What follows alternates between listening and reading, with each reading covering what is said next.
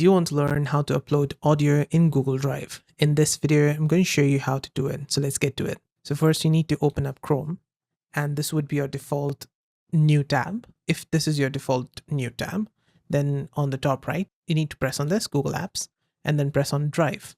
It's going to open up the Google Drive. If you do not have this default tab here, you can also go directly to Google Drive by pressing on this on the top and type in drive.google.com. And then it's going to take you over here. Now let's say this is the audio file that I want to upload. I can click here, drag it over to this side and drop it. It's going to upload to my drive. Or you can also upload it to your folders like these. Let's go to my drive on the left hand side. You can do a right click, create a new folder by pressing on here. Or you can also do a new folder by pressing on this on the left hand side and click on new folder.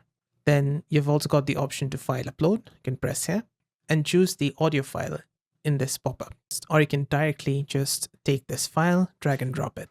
And then on the bottom right, you're going to find this upload progress bar. And there you go. We have now uploaded our .wav audio file to our Google Drive. You can double click it, take a listen to it. You can also open with the other apps, download it to your computer, share it with someone else. So click here to share. Now this is restricted. So this is only for you. If you want to share it with anyone, so you can just click here, anyone with link, choose commenter, editor, viewer, and copy link from here.